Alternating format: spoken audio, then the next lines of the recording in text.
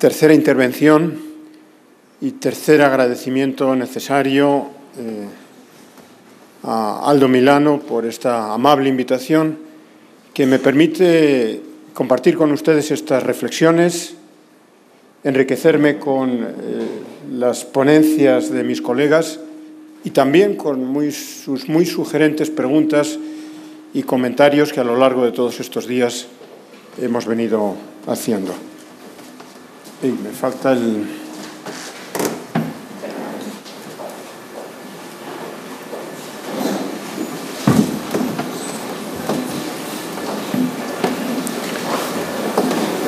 Ya saben que el tema que toca esta mañana es justamente el procedimiento administrativo. En el derecho español, la sujeción de la administración pública a procedimiento administrativo es nada menos que una exigencia constitucional. Hace un momento el profesor Pilov hablaba de una teoría alemana que encadenaba la infracción del procedimiento con una infracción constitucional. De alguna forma, para nosotros también lo sería, en la medida en que la sujeción de la Administración a procedimiento es una exigencia constitucional. El procedimiento trata de asegurar, en primer lugar, el adecuado ejercicio de las potestades públicas, en segundo lugar, la tutela de los derechos e intereses legítimos de los ciudadanos y, en tercer lugar, también articular la participación de los ciudadanos en la gestión de los asuntos públicos. De manera que no se cuestiona la sujeción de la Administración a procedimiento administrativo, sino que la discusión se centra en el diseño del procedimiento adecuado. Con toda la complejidad que puede tener justamente responder a este reto de diseñar el procedimiento adecuado, tengo la tentación de decirles que hasta cierto punto esta es la parte sencilla, ¿no? La parte sencilla hoy es que todos tengamos buenas normas. Nos basta con tener acceso a Internet y sencillamente tratar de inspirarnos si no somos capaces de crear algo mejor que lo que existe y a partir de ese momento dotarnos de una buena norma, de un buen procedimiento. Tengo, por tanto, la tentación de decirles que esa es la parte sencilla. Lo verdaderamente difícil seguramente sea la aplicación efectiva de esos principios, todos buenos principios que están en las normas, lo que inevitablemente, hablando de procedimiento administrativo, pasa por una administración que sea consciente de su función esencial en la garantía, pero también en la eficacia, y que, como muy bien decía hace un momento el profesor Pilov, sea consciente de que el procedimiento no es una carrera de obstáculos, sino que es un instrumento para la satisfacción del interés general. Con este mensaje principal, si les parece, podemos seguir el siguiente itinerario, ¿no?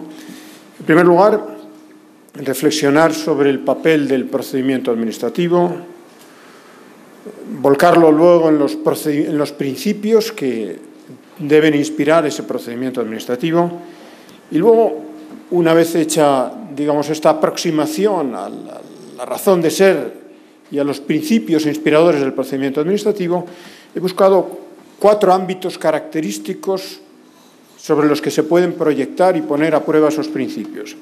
En primer lugar, los controles preventivos. En segundo lugar, los contratos. En tercer lugar, las inspecciones. Y, finalmente, la actividad sancionadora de la Administración, que plantea unas exigencias particulares en relación con el procedimiento administrativo. De manera que, si les parece, podemos empezar por el primer punto que nos lleva a reflexionar sobre el papel del procedimiento administrativo.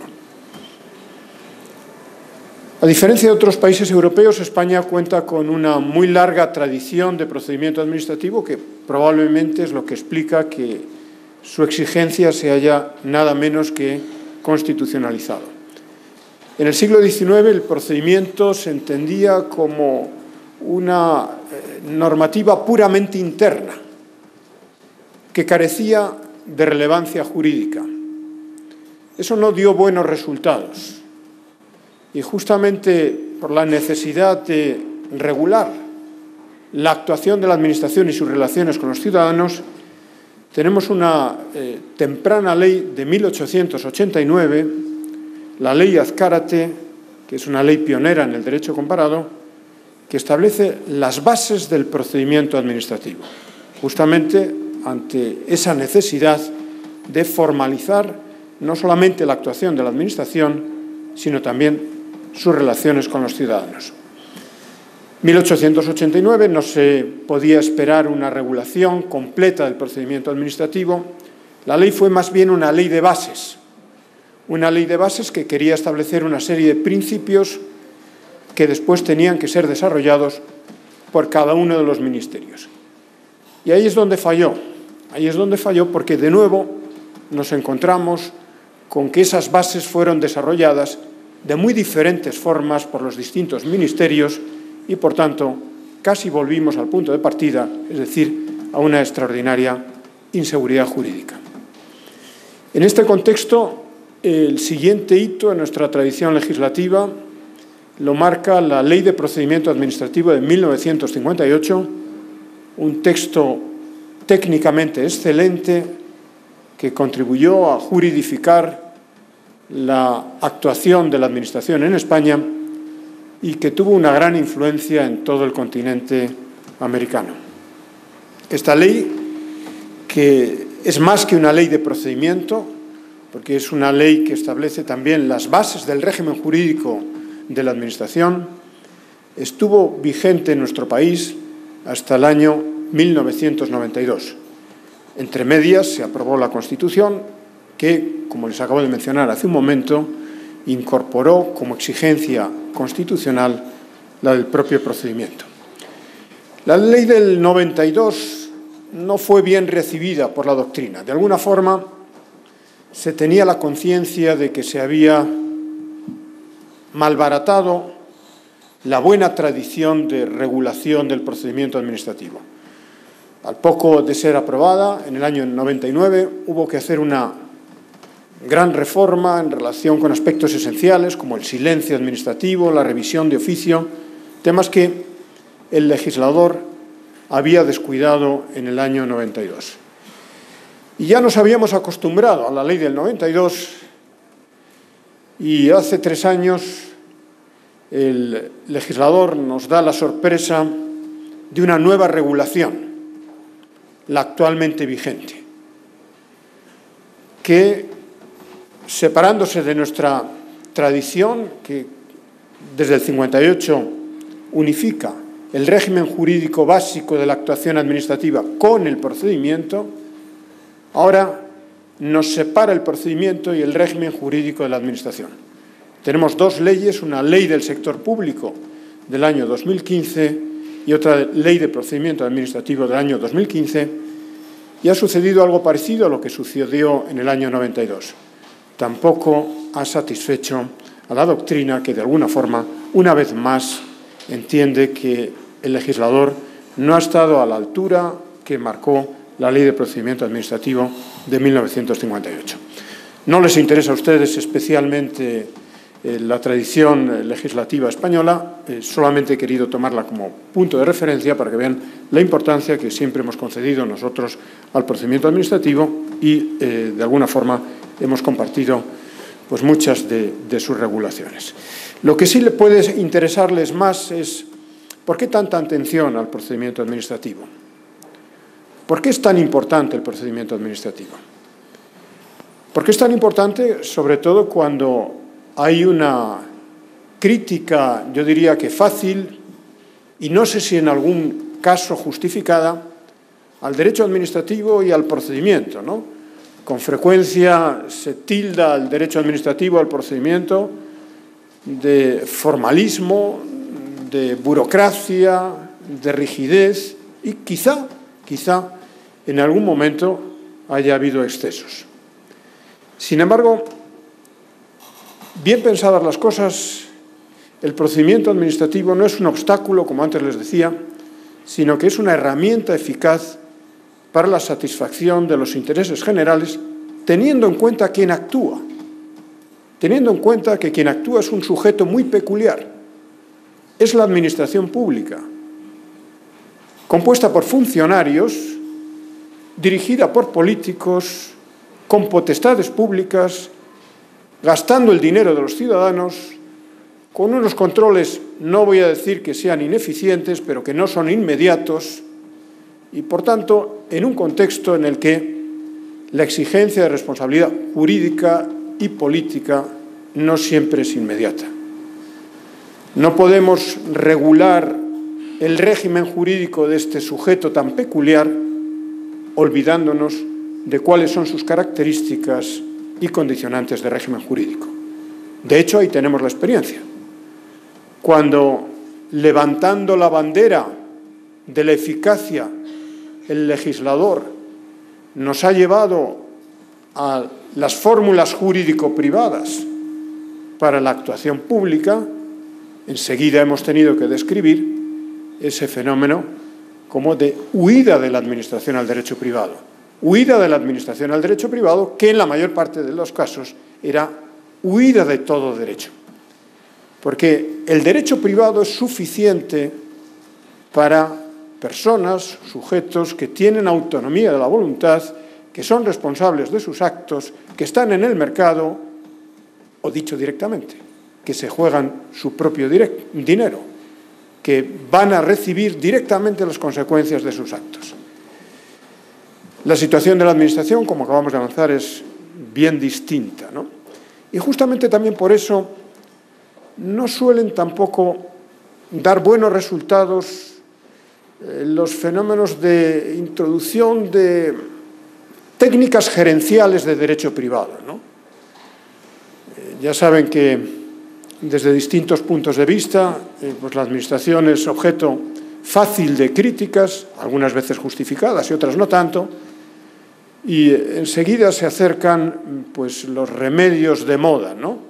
Y entre los remedios de moda está el introducir la figura del directivo en la Administración, introducir incentivos, hacer que el funcionario pues, se vea realmente motivado en su puesto de trabajo, etc. Me temo que todo esto, en la mayor parte de los casos, son buenas intenciones con malos fundamentos.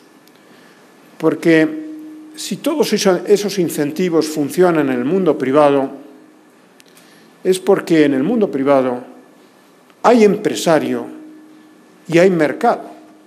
Es decir, hay una organización que todos los días se juega su existencia en el propio mercado.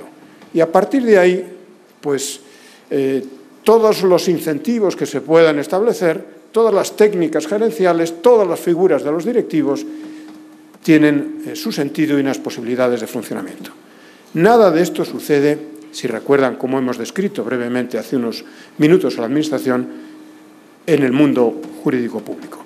De manera que, como les decía, me parece que el verdadero reto no es buscar alternativas al procedimiento administrativo, sino justamente tratar de encontrar la regulación más adecuada. Una regulación más adecuada que tiene que buscar algunos equilibrios. El equilibrio entre lo general y lo particular. Necesitamos unas reglas generales de actuación de la Administración, pero al mismo tiempo la actuación de la Administración es extraordinariamente variada. Y, por tanto, no podemos crear un procedimiento general aplicable para todas las administraciones públicas. Equilibrio entre la eficacia y la garantía. Por supuesto, el procedimiento tiene que ser garante, pero la garantía no puede llevar a la parálisis de la administración pública.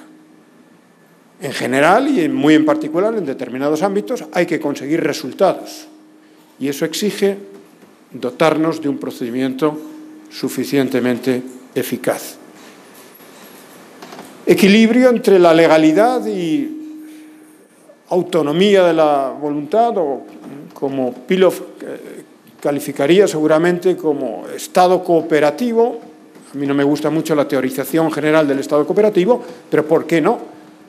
¿Por qué no permitir la colaboración o la expertise de los particulares allí donde puedan aportar elementos de juicio para la Administración?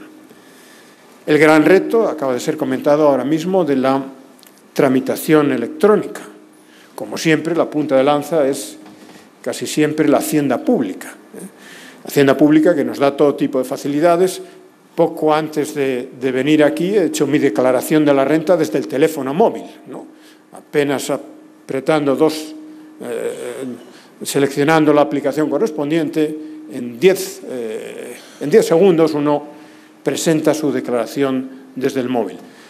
Hoy la ley española exige que todas las relaciones entre las administraciones públicas sean electrónicas y las relaciones entre la Administración y los que considera administrados cualificados. Todas las empresas están obligadas ya a relacionarse electrónicamente con la Administración.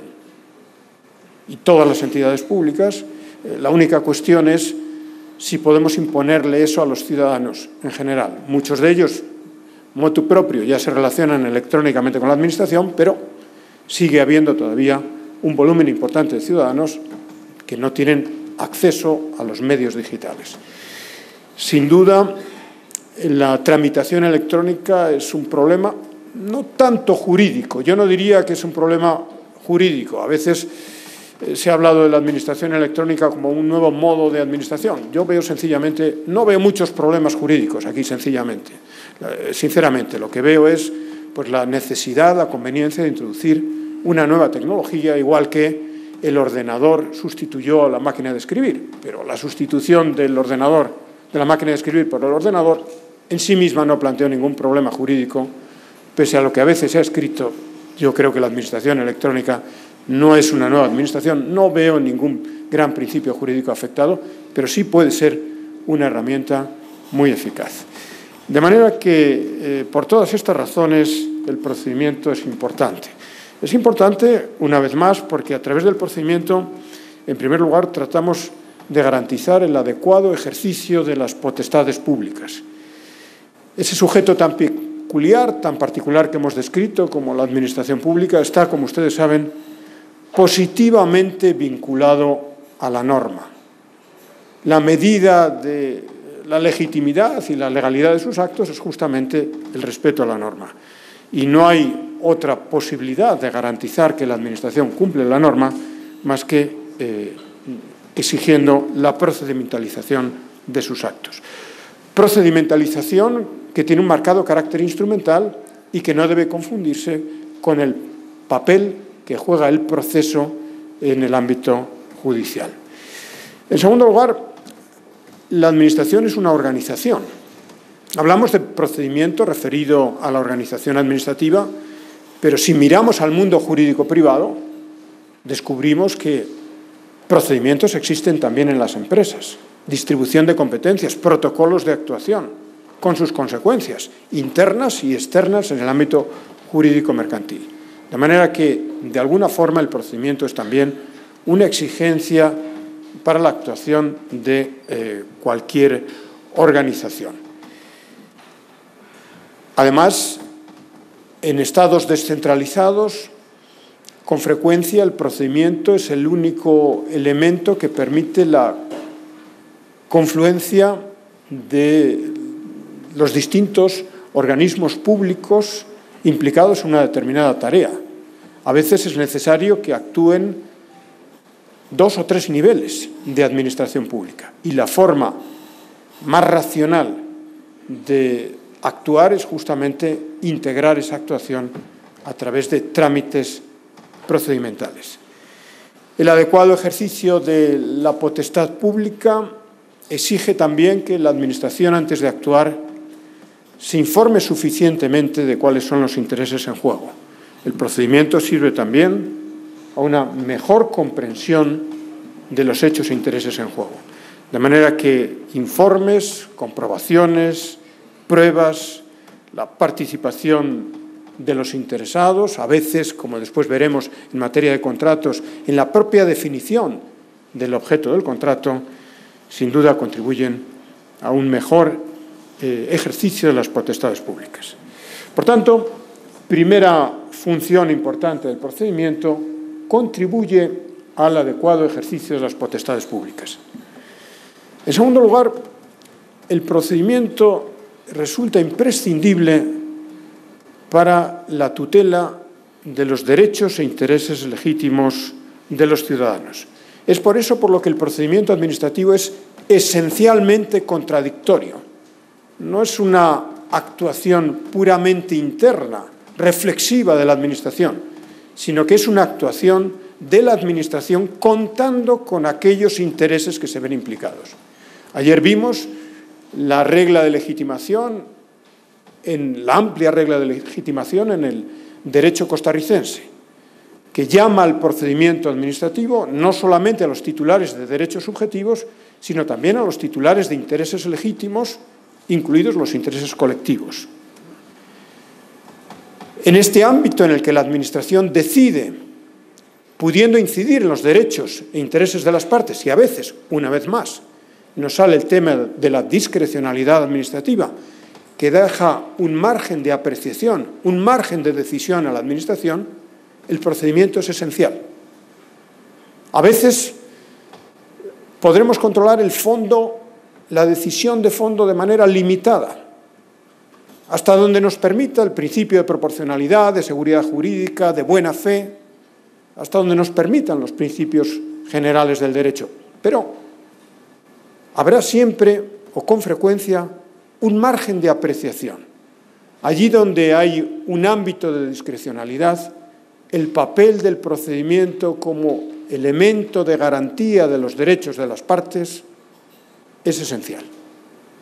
Hasta el punto de que podremos anular una actuación administrativa discrecional si la Administración no ha seguido el procedimiento, no ha puesto la diligencia debida en la comprobación de los hechos y no ha motivado el resultado.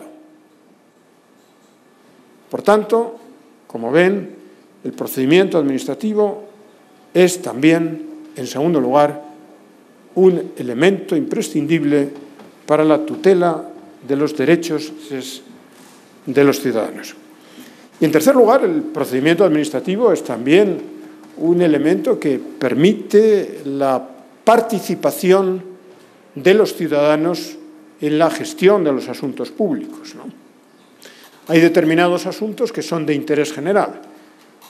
El profesor alemán ha puesto continuo énfasis a la importancia que tienen, a la discusión que suscita en Alemania, pues la construcción de infraestructuras. ¿Qué duda cabe que la aprobación de un plan general de infraestructuras, un plan general de ordenación urbana, son aspectos que tienen un claro interés general? De manera que en nuestra legislación pues prevemos necesariamente un trámite de información pública, que obliga a la Administración, antes de aprobar la norma correspondiente, obliga a dar cuenta de ella a los ciudadanos y obliga a recibir todas las quejas, sugerencias, alternativas que los ciudadanos puedan plantearles. Es, por tanto, como ven, también el mecanismo necesario para articular la participación de los ciudadanos en la gestión de los asuntos públicos. Participación en la gestión de los asuntos públicos, que no es lo mismo que codecisión y que no es lo mismo que negociación. Ya han podido escucharme ayer o antes de ayer acerca de mis reticencias en relación con estas nuevas formas modernas, informales, de gestión de la Administración. Por todo lo que venimos diciendo, la Administración sirve al interés general y para servir al interés general, la Administración debe ser transparente. La Administración está obligada a permitir la participación no solo de los interesados, sino, como estamos viendo, también de los ciudadanos en los asuntos de interés general. Pero una cosa es transparencia y participación y otra cosa bien distinta es codecisión y negociación. Entre otras cosas, porque no se puede contentar a todos, ni todos tienen las mismas armas. Es más fácil para los grupos organizados ser interlocutores con la Administración, y si la Administración se ve en la tesitura de negociar, de codecidir, lo más fácil es que la Administración acabe buscando algún punto de encuentro con aquellos grupos que tienen una mayor capacidad de influencia. El riesgo es que lo haga en perjuicio de los ciudadanos. Por tanto, una cosa es transparencia y participación y otra cosa bien distinta es negociación y codecisión, que solo cabrá en ámbitos excepcionales que, por ser excepcionales, deberán estar debidamente justificados.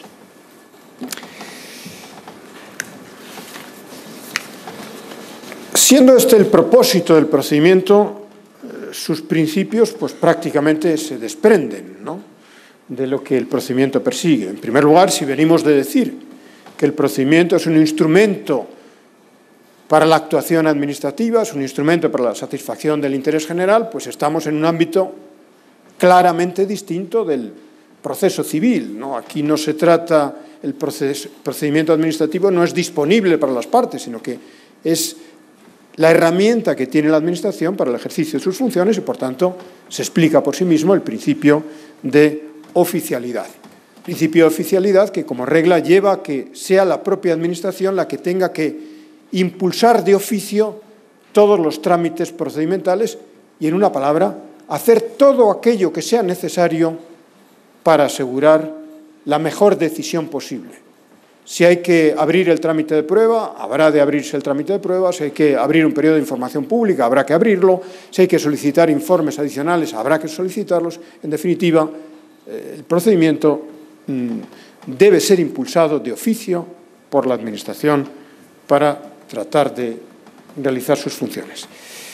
Debe hacerlo, además, con la obligada imparcialidad que impone nuestro ordenamiento jurídico. Cuando hablo de nuestro ordenamiento jurídico, no tengo en la mente sus condicionantes constitucionales, ni me acuerdo ahora de su Ley General de Administración, pero doy por supuesto que ustedes, como nosotros, jurídicamente le exigimos a la Administración una actuación imparcial.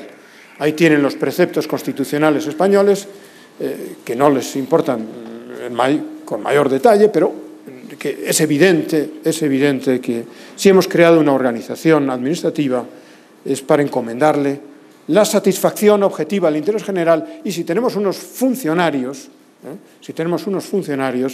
no los tenemos como un privilegio. El funcionario no es un privilegio subjetivo.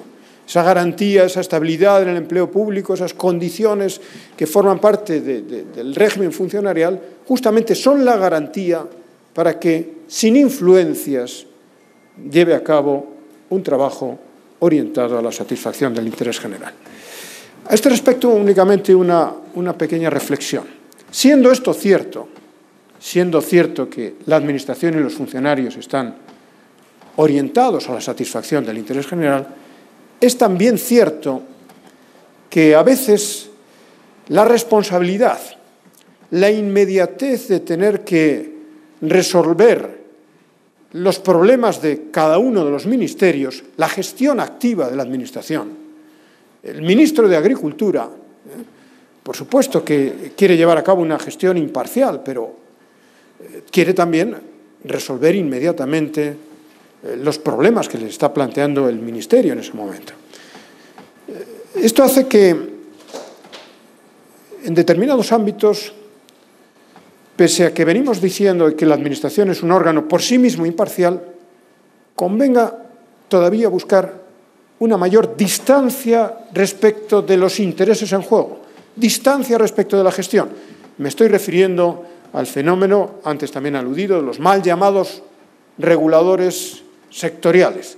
Digo mal llamados reguladores sectoriales porque regular no regulan. El regulador de verdad es el Parlamento. Lo que los reguladores sectoriales hacen es sencillamente llevar a cabo una actividad de supervisión y aplicación de la normativa a los casos concretos. A veces también se les denomina administraciones independientes. independientes del todo, en ningún país del mundo, empezando por Estados Unidos, independientes del todo no lo son. Lo que sí son es lo que les estoy diciendo. Están más lejos de la gestión de los asuntos públicos, lo cual es bastante para añadir, digamos, ese plus de objetividad que se necesita en la gestión de determinados ámbitos, normalmente la supervisión de los sectores regulados. Si venimos de decir que el procedimiento sirve para la tutela de los derechos e intereses de las partes, pues es esencial el procedimiento, su carácter contradictorio y a partir de ahí, pues, todas las garantías que le acompañan, ¿no? Les decía hace un momento que el derecho administrativo o los procedimientos a veces tienen mala prensa y tenemos que reconocer una vez más que en algún caso a lo mejor, pues, en fin, con razón. Pero no hay razón. Si hay razón para algún caso concreto, no hay razón para generalizar ese mal estereotipo de la administración y del procedimiento, porque es lo cierto que la regulación del procedimiento siempre ha buscado lo contrario. La regulación del procedimiento se caracteriza por su búsqueda de la eficacia, por la flexibilidad y por el antiformalismo. Lo cierto es que el derecho administrativo es un derecho antiformalista. Váyanse, si no, a la regulación del proceso, o váyanse, si no, a otros ámbitos. Es un derecho antiformalista, en primer lugar, porque, como decíamos hace un momento, no hay un procedimiento único. Las leyes de procedimiento lo que suelen hacer es regular los principios y los institutos básicos que pueden ser utilizados en los distintos procedimientos. No hay un único procedimiento, no tendría sentido. Lo que hay es una regulación básica de los principios y de las instituciones y lo que hay luego es multitud de procedimientos que se aplican a los muy distintos ámbitos de la actuación de la Administración. Y dentro de esos principios está, como les digo, el antiformalismo. Principios como el de economía de trámites, celeridad, eficacia, la caducidad del trámite, que no tiene por qué dar lugar a la caducidad del procedimiento, el principio indubio pro actione, principio jurisprudencial de, en fin, no nos escudemos en posibles infracciones procedimentales, sino que si es posible seguir, si hay elementos para resolver sobre el fondo, resuelva sobre el fondo. El error en la calificación del recurso, probablemente ustedes también lo tienen. El error en la calificación del recurso no importa. ¿Qué hace falta para presentar un recurso administrativo? Ninguna formalidad. Identificarse, dar un domicilio, decir el acto o la actuación contra la que se recurre y si uno es capaz, pues aportar las razones que se le ocurran. Nada más. Si pese a esos elementos indispensables uno se equivoca, la Administración está obligada a darle un trámite adicional de subsanación. Es decir, todo en el procedimiento administrativo está pensado justamente para que sea eficaz, flexible. Fíjense, probablemente la principal manifestación de la apuesta por la eficacia y la flexibilidad del procedimiento, el régimen de invalidez.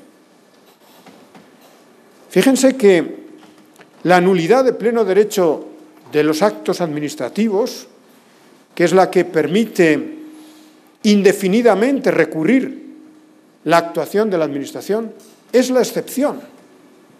La inmensa mayoría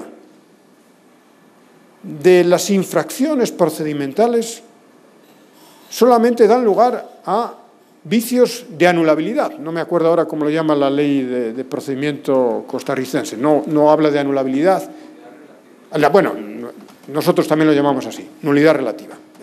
La inmensa mayoría de las infracciones procedimentales dan solo lugar a vicios de nulidad relativa, lo cual significa que, pasado un mes, aquello deviene inatacable. Más aún, algunas de las infracciones procedimentales se califican como irregularidades no invalidantes. Es decir, ni siquiera se ha infringido el procedimiento, pero si eso no afecta a los intereses en juego, ni siquiera se le considera inválido. ¿Hay alguna manifestación más clara de la apuesta por la eficacia y por la flexibilidad que el régimen mismo de invalidez, que se completa además con las conocidas técnicas de la convalidación, a falta de una autorización? Pues si se otorga, se sanó el vicio. Conversión. No sirve como sanción porque se ha infringido el procedimiento, pero no sirve como sanción, pero sirve como orden de derribo, porque eso ya no es una sanción, es una medida de restauración de la legalidad. Hay que anular, pero conservemos los trámites. ¿Por qué, si esto es así, tiene mala prensa el procedimiento administrativo? Transparencia y publicidad.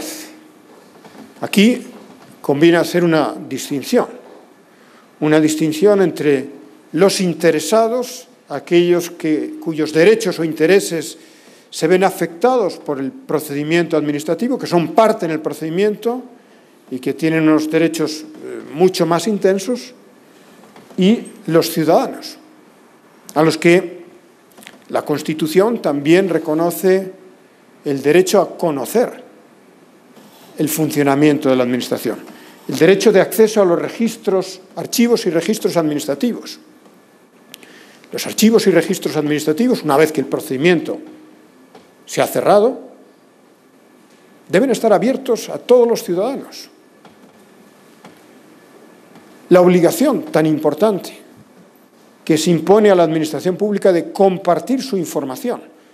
Una de las mejores medios para saber cuál es la salud de los distintos sectores económicos en un país, si uno quiere saber cómo están las telecomunicaciones en Costa Rica, o el sector del agua, o la electricidad, es ir a la página web correspondiente de las autoridades de supervisión o del ministerio correspondiente, porque por el principio de transparencia está obligado a compartir esa información con los ciudadanos, con los inversores, lo cual tiene una extraordinaria importancia. De manera que esto es lo que persigue el procedimiento administrativo, esta es su importancia y estos son sus principios. Como les había dicho al comienzo, para que todo esto no sean palabras, vamos a tratar de proyectarlo sobre algunos ámbitos concretos de la actuación administrativa. El primer ámbito es el de los controles preventivos, títulos habilitantes y derechos de uso. Una parte importante de la actuación de la Administración es justamente verificar preventivamente si los interesados reúnen o no las condiciones previstas en el ordenamiento jurídico para llevar a cabo una u otra actividad. Y lo cierto es que el ordenamiento jurídico manifiesta un esfuerzo continuo de racionalización y simplificación de los procedimientos. Se trata de facilitar la iniciativa de los ciudadanos allí donde ésta tiene que ser previamente controlada por la Administración. La primera manifestación es la proliferación de los procedimientos simplificados. Prácticamente en todos los ámbitos se ha ido introduciendo un procedimiento simplificado, con carácter general, pero luego también en materia de responsabilidad. Si la causalidad es evidente, si la responsabilidad de la Administración es evidente, resolvámoslo en un mes. No le hagamos la vida difícil al ciudadano. Pues hay un procedimiento simplificado en materia de responsabilidad. Hay un procedimiento, podríamos denominar simplificado, de adjudicación directa o de contratación menor en materia de contratación administrativa. Después vamos a volver sobre la contratación administrativa. Claro que es muy importante controlar el gasto público a través de los contratos. Claro que la contratación administrativa es uno de los principales riesgos de corrupción. Claro que sí. Pero no podemos asfixiar a la Administración. No podemos obligar a la Administración a convocar un concurso público para adquirir un modesto billete de avión. tenemos que darle un margen de confianza, teniendo en cuenta que si la Administración se sale de las reglas, tiene no solo una responsabilidad disciplinaria, sino también una responsabilidad penal agravada y, en fin, hay unos funcionarios detrás de esta gestión que se juegan toda su carrera. Por tanto, hay suficientes garantías en el sistema.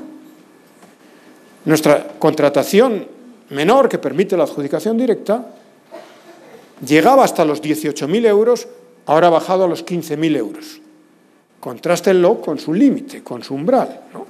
Me parece que también aquí hay que buscar un cierto simplificación o una cierta confianza en la Administración, porque recuerden, es muy importante la garantía. La contratación es uno de los focos de corrupción. Es muy importante la garantía, pero también es importante la eficacia. En materia de sanciones leves, pues evidentemente si es una infracción leve el procedimiento no puede ser el mismo que si se trata de la inhabilitación de un funcionario. También hay procedimientos simplificados. De manera que han ido proliferando en los distintos ámbitos procedimientos simplificados, rápidos, que en menos de un mes resuelven el tema. Hay también un esfuerzo de integración de trámites, ¿no? Con frecuencia no solo es necesario obtener una autorización administrativa, sino varias para realizar una actividad. Pues con frecuencia también la norma sustituye la segunda autorización por un informe preceptivo vinculante.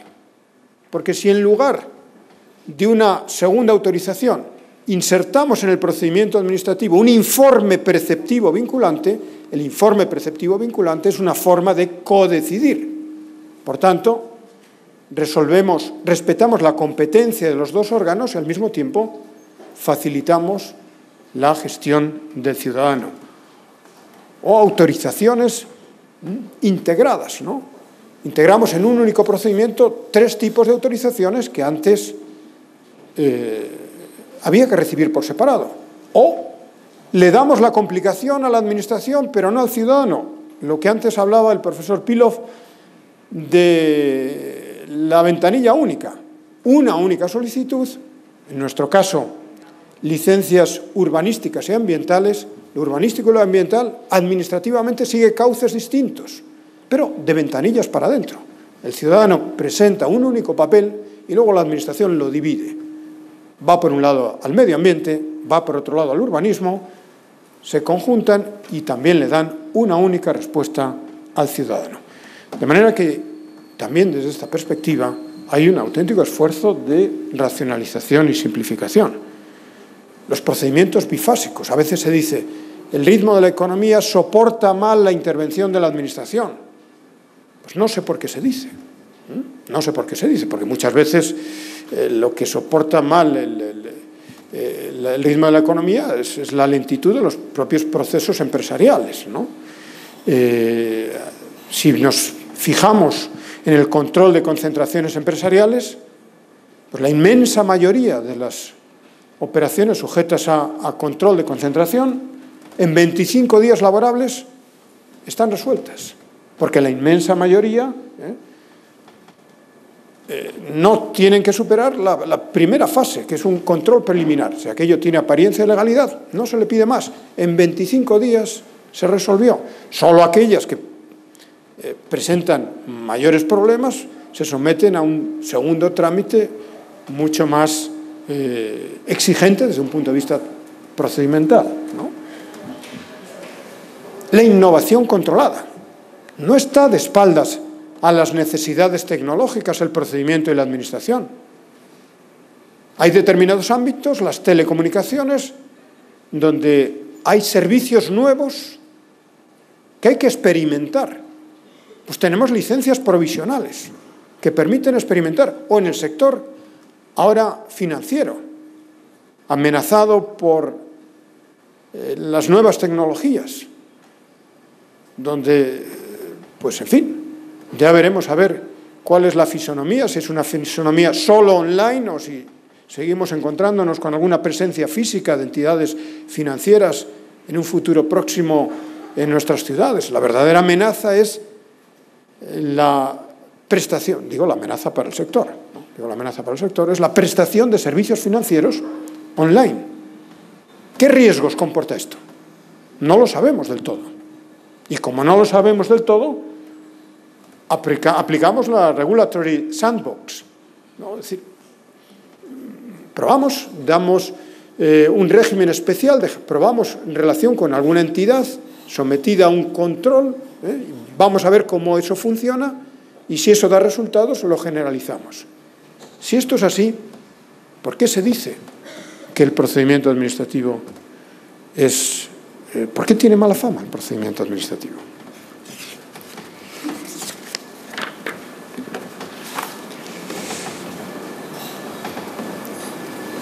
No obstante, siendo, me parece evidente, el marcado esfuerzo de simplificación que vienen haciendo los procedimientos administrativos, quizá no como contrapunto, pero sí como elemento necesario también a tomar en cuenta, convenga tener en cuenta que la simplificación no es un valor absoluto. Hay que simplificar todo lo que podamos, pero no siempre se podrá simplificar, porque simplificar puede ser desproteger los intereses en juego. Hace un momento también el profesor Pilov hablaba de la Directiva de Servicios. Una directiva, en el año 2006, pues inicia una discusión en Europa que en el año 2009 da lugar a la aprobación de una directiva llamada Directiva de Servicios. La discusión básicamente es que hay que simplificar el acceso a las actividades económicas justamente para suprimir barreras a las empresas y que puedan operar libremente en el mercado interior. Y a partir de ese momento, pues hay un principio de supresión de todas aquellas autorizaciones administrativas que no sean imprescindibles para salvaguardar los intereses en juego. Allí donde no es necesaria una autorización, que baste con una técnica menor, como es la comunicación previa. En lugar de tener que obtener una autorización, un papel de la Administración, pues se suprime esa autorización por una mera comunicación previa o una declaración responsable. Nunca acerté a entender el enorme entusiasmo que se suscitó con la discusión de esta directiva y con su aprobación. La mayor parte de la doctrina entró en un momento de euforia que yo pronostiqué que no iba a durar mucho. Yo creo que fui el único que escribió un artículo crítico, o más que crítico, escéptico, en relación con esta directiva, entre comillas, desreguladora, ¿no? Con el subtítulo de El estruendo del parto de los montes. Siempre me sorprendió. Es evidente que no debemos exigir más autorizaciones que las que sean imprescindibles, pero eso siempre ha sido así. Está en nuestra legislación, desde el Reglamento de Servicios de las Corporaciones Locales desde 1955, y no hace falta que esté, porque es el principio de proporcionalidad. Es que tiene sentido lo contrario, estar exigiendo autorizaciones que no son necesarias. Es verdad que esto obligó a una fase de análisis para ver si por inercia se venían manteniendo determinados controles. Yo creo que en algún momento leí algún informe de Francia, y Francia yo creo que dijo que había localizado más de 4.000 autorizaciones que podía suprimir. Nosotros también hemos suprimido algunas. Por tanto, bien, por supuesto, suprimamos todas aquellas autorizaciones que son necesarias. Pero cuidado porque todas aquellas actividades que comporten riesgos, por definición, tienen que ser preventivamente controladas por la Administración. Porque no se trata de paliar el daño, se trata de evitarlo. Una actividad que puede ocasionar un fuerte daño ambiental. ¿Podemos confiar en la responsabilidad de la iniciativa que, con una mera comunicación a la Administración o una declaración responsable de que cumple la normativa y que va a cumplirla, pueda directamente llevar a cabo una actividad que comporte un riesgo potencial para el medio ambiente? ¿O podemos permitir la supresión de la licencia bancaria, teniendo en cuenta ese factor de confianza en el que se apoya todo el sistema financiero? ¿Podemos desregular? Evidentemente, allí donde haya un interés público, un riesgo cualificado, el control administrativo sigue siendo necesario. Hay que prevenir, no hay que curar. Por otra parte, fíjense también este otro elemento interesante en el procedimiento. Si suprimimos la autorización por una mera comunicación previa a una declaración responsable, hemos suprimido también el procedimiento administrativo. ¿Y cuál es la consecuencia de suprimir el procedimiento administrativo? Que hemos suprimido también la posibilidad de que terceros interesados hagan valer preventivamente sus derechos. Porque puede ser que se solicite una licencia para la realización de una actividad extraordinariamente ruidosa en una zona urbana. Si no hay autorización, no se da tampoco audiencia preventiva, trámite de audiencia, a los vecinos de esa nueva instalación, de esa nueva actividad extraordinariamente ruidosa, y por tanto les condenamos a sufrir durante un tiempo una actividad ruidosa y a tener que reaccionar ex post, con mayores costes para todos, también para la propia iniciativa, que en su caso tendrá que rectificar. Y esta última frase nos pone de manifiesto otra situación aparentemente paradójica. Aparentemente, esta, entre comillas, desregulación, la fatídica tarjeta amarilla, aparentemente esta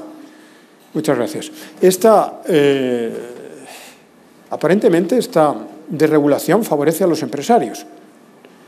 Pues los empresarios, venía comentándolo con el doctor Milano camino justamente del auditorio, el empresario no quiere el silencio administrativo, el empresario no quiere la comunicación, el empresario quiere el papel de la administración en el que se declare su derecho a realizar la actividad, sobre todo si va a iniciarla comprometiendo inversiones. En fin, vamos extraordinariamente retrasados. Entonces, de forma un poco telegráfica, no quería dejar de ponerles de manifiesto otras funciones del procedimiento en este primer ámbito, ¿no? El procedimiento nos puede ayudar también a proteger mejor los intereses en juego, ¿no? A veces tenemos que adjudicar títulos habilitantes o derechos de uso escasos, ¿no? Entonces aquí tenemos una gran dialéctica. Subasta, es decir, tomamos en cuenta como criterio de adjudicación el precio, o además del precio otros criterios. Pues depende, ¿no? A veces la subasta, es decir, tomar en cuenta el precio solo como elemento de selección, a veces es útil, ¿no? A veces es útil.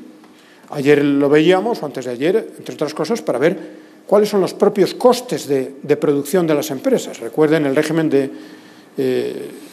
financiación de las energías renovables, ¿no? Pero otras veces, aplicar el procedimiento teóricamente automático, teóricamente reglado, el procedimiento que prefieren todos los economistas. Hay una gran sofisticación en la teoría económica en cuanto a los tipos y modos que tienen que revestir las subastas. El procedimiento preferido por los economistas a veces tiene consecuencias negativas.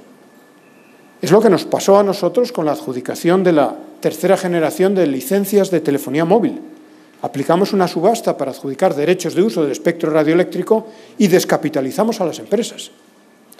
Cuando se trata de adjudicar de derechos de uso para que las empresas hagan inversiones de las que se van a beneficiar los ciudadanos y la propia economía del país, el Estado no debe tratar de hacer caja, de hacer un buen negocio, sino debe tratar de seleccionar al mejor, aunque para eso no puede aplicar un criterio tan automático como la subasta y tenga que ir al concurso.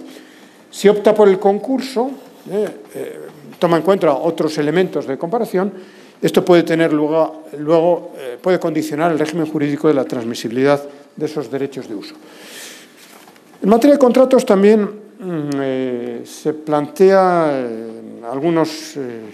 se ponen de manifiesto algunas de las funcionalidades del procedimiento, ¿no?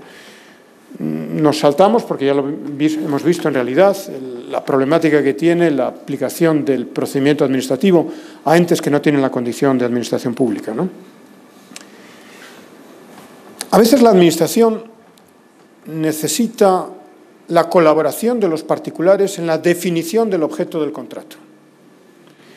En este sentido, la legislación permite que la administración pueda llevar a cabo consultas preliminares, o como a continuación vamos a ver, que permite que los propios licitadores en sus ofertas mejoren el contenido del contrato. En estos casos, la participación con garantías de los ciudadanos puede contribuir también a la mejora en la configuración del contrato y, por tanto, un mejor servicio del interés general. Muy rápidamente, procedimientos de adjudicación del contrato, ¿no? Que cada vez son más flexibles, aunque con una contrapartida. Más flexibles, pero más discrecionales. La Administración tiene la posibilidad, justificándolo, de negociar con los propios adjudicatarios del contrato el objeto mismo del contrato. Hay fórmulas también de racionalización de la contratación administrativa. Es costoso tramitar un procedimiento de adjudicación del contrato. A veces tiene sentido firmar un acuerdo marco, es decir, un procedimiento que sirva como marco para la adjudicación más directa de futuros contratos. Puede ser un elemento de racionalización, aunque cuidado también aquí. Cuidado porque nosotros estamos viendo que este es un mecanismo para dejar fuera del mercado a las pequeñas empresas. Estos instrumentos de racionalización de la contratación pública a los que benefician son a los grandes grupos empresariales que están en condiciones de cumplir con estas exigencias, y el riesgo es que las empresas más pequeñas queden fuera del acuerdo marco y, por tanto, queden fuera de la contratación en los próximos años. La adjudicación directa, de la que antes hemos hablado. Los criterios de adjudicación. Aquí veo con preocupación una influencia que nos viene de la Unión Europea. La tentación de utilizar la contratación pública al servicio de otros fines públicos, fines ambientales, fines sociales, promoción de las pequeñas y medianas empresas, etc. Entiendo la preocupación. La contratación pública representa casi el 20% del Producto Interior Bruto en los países de la Unión Europea. Entiendo, por tanto, la tentación de reconducir o de condicionar la contratación pública a la consecución de determinados objetivos. El problema es, una vez más, el precio que se paga por ello. A veces, estos criterios ambientales o estos criterios sociales o estos criterios de fomento de determinados colectivos o de la ampliabilidad de determinados sectores resultan verdaderamente determinantes de la adjudicación del contrato. Con lo cual, puede resultar que estemos desplazando la mejor oferta, el más capaz, por la consecución de otros objetivos de interés general, pero la pregunta es, no digo que no sean objetivos de interés general, la cuestión es, ¿no deberían arbitrarse políticas específicas para conseguir esos objetivos? En fin, lo que no me deja de resultar problemático es la utilización de una política, la contratación pública, al servicio de otros objetivos ambientales, sociales, de empleabilidad, de pequeñas y medianas empresas. No sé si lo tienen. Este recurso administrativo especial en materia de contratación pública es muy eficaz. Nos viene también de la Unión Europea, porque ¿Cuál era la situación antes? La situación es que el contrato podía haber sido adjudicado de manera ilegal, pero ya saben que la reacción judicial frente a ello es lenta y, por tanto, en el supuesto que el juez anulase el contrato, nos encontrábamos con una política de hechos consumados. La obra ya estaba construida. El contrato es nulo, pero la obra está construida y, por tanto, por aplicación del principio del enriquecimiento injusto, había que pagarle al contratista lo que ya había construido.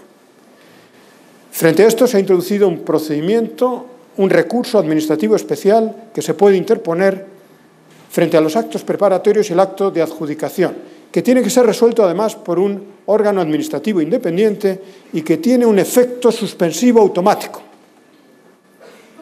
Ojo, también se prevén indemnizaciones o multas en el caso de que un determinado licitador utilice esto con mala fe.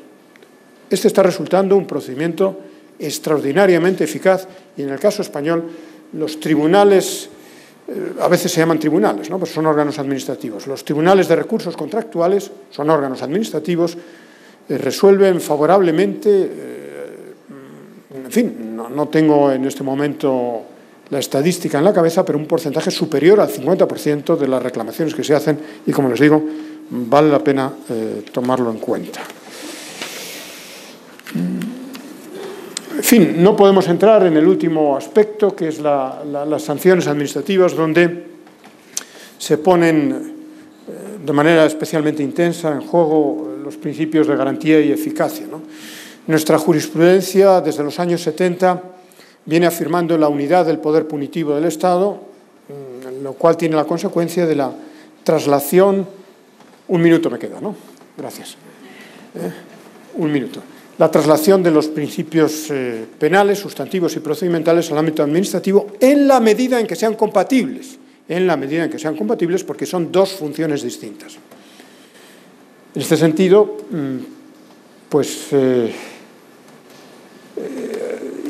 tenemos que ser especialmente rigurosos con los derechos del ciudadano en el procedimiento sancionador. Para empezar, la exigencia misma de procedimiento administrativo, el derecho a ser informado. El acuerdo de iniciación debe ser notificado con los hechos, la calificación, las posibles sanciones. Cualquier cambio en la calificación, en los hechos o en su calificación jurídica, tiene que ser notificado al interesado de manera que pueda defenderse antes de que recaiga la sanción. Derecho de acceso al expediente. Los denunciantes, el expediente es un expediente que se abre de oficio, pero hay denunciantes cualificados que también son llamados al expediente. La importancia de la prueba, aunque también aquí sin pasarse. Sin pasarse porque si se demuestra que la denegación indebida de una prueba no afecta al resultado, no hay por qué invalidar la actuación administrativa. Una nueva manifestación del carácter antiformalista del procedimiento administrativo. ¿Quién va a negar el derecho de prueba? Pero si de las circunstancias concretas se demuestra, si lo viene declarando la jurisprudencia, que la realización de esa prueba no hubiera cambiado el resultado, no tiene sentido anular la sanción.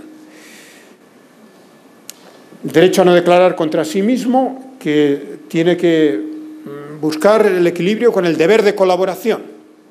Deber de colaboración, la presunción de inocencia que obliga a la Administración a probar, salvo excepciones, y entre ellos el valor cualificado que tienen las agencias, las denuncias que formulen los agentes de la autoridad, que tienen un valor probatorio. Es una concesión necesaria a la eficacia en la actuación administrativa. La separación entre la instrucción y la resolución. ¿Es obligatoria la iniciación del procedimiento sancionador? Sí, pero inevitablemente hay que conceder una cierta discrecionalidad a la Administración para priorizar investigaciones, a condición de que lo haga de manera transparente, motivada y que eso no genere indefensión.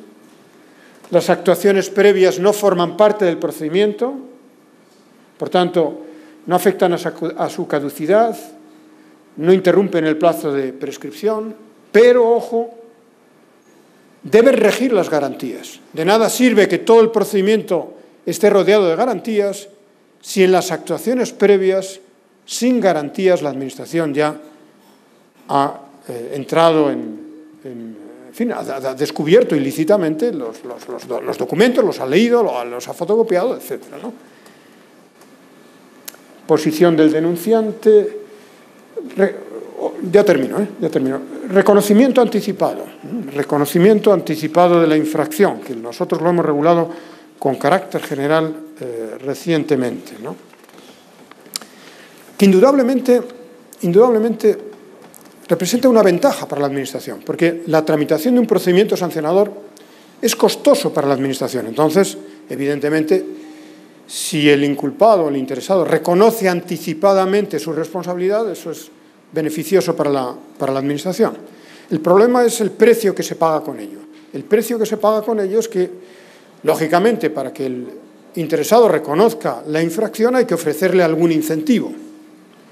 El incentivo, dice nuestra legislación, es la oferta de una reducción del importe de la sanción de al menos un 20%. Al menos un 20%, pero con frecuencia es un 50%. Si a mí me ponen al volver una multa de tráfico en España, con la misma denuncia que me entrega el agente de tráfico, me dará la oportunidad de pagar inmediatamente. Si pagas inmediatamente, la sanción se reduce al 50%. Eso tiene el efecto psicológico perverso de que uno divide por dos la cantidad de la multa y hasta se va contento, ¿no? Le pone una sanción de 100 euros, paga en el momento, se lo dejan en 50 y dice, he hecho un buen negocio, ¿no? Pero claro, es decir, estos incentivos tienen el efecto perverso de desincentivar el derecho de defensa del ciudadano. Ya termino de verdad. La terminación convencional. ¿Podemos permitir que el procedimiento administrativo, detectada una infracción, no se cierre con una sanción, sino con un pacto, que en sustancia consiste en que la Administración dice, si tú te comprometes al día de hoy a cesar inmediatamente en la conducta, yo archivo el expediente y no te sanciono? Si no les doy más datos, la mayoría de ustedes tenderían a responder que eso no puede ser. Y en general eso no puede ser. Pero hay supuestos en los que la mejor forma de proteger el interés general es justamente esta. Esto es lo que ocurre, por ejemplo, en el derecho de la competencia, en sectores extraordinariamente dinámicos. El último de los ejemplos de la Comisión Europea que ha aplicado esta terminación convencional del procedimiento era un cártel en el sector de los libros electrónicos, es decir, un sector emergente, en profunda transformación, donde muy pocas empresas pueden estar dominando el mercado y quizá de manera anticompetitiva. ¿Qué alternativas tenemos? La alternativa tradicional, ortodoxa, abrimos un procedimiento. En materia de defensa de la competencia, el plazo de caducidad son 18 meses. Con eso se hacen idea de la complejidad que tiene la tramitación de este procedimiento. Las empresas no son pequeñas, se van a defender antes, durante y después. El tema se va a judicializar. Si tenemos suerte, vamos a obtener una sentencia judicial favorable a los 2 o 3 años. Y la pregunta es, ¿de qué nos sirve una sentencia judicial favorable a los 3 años en un sector tan dinámico donde probablemente esas 4 empresas ya hayan destrozado el mercado? En una situación de ese tipo puede convenir ponerse una venda en los ojos, decir, aquí hay una infracción, pero si tú te comprometes formalmente a partir del día de hoy a cesar en el cumplimiento de esa infracción, yo archivo el expediente. Eso sí, más te vale cumplir, porque si no cumples, te voy a imponer una sanción por el incumplimiento, más multas coercitivas diarias, más te voy a reabrir el expediente que ahora te cierro. Con lo cual vas a pagar varias veces lo que ahora no pagas. En definitiva, un tanto apresuradamente, estas son algunas de las muchas manifestaciones que tiene un tema tan bien escogido, tan rico como es el del procedimiento administrativo y, en fin, habiéndome pasado, soy consciente, disculpas, señora moderadora, del uso de la palabra, pues no puedo por menos que agradecerles una vez más su atención. Ha sido para mí una satisfacción estar de nuevo con ustedes estos 3 días y, en fin, pura vida, sigan ustedes bien y espero que nos sigamos viendo. Muchas gracias.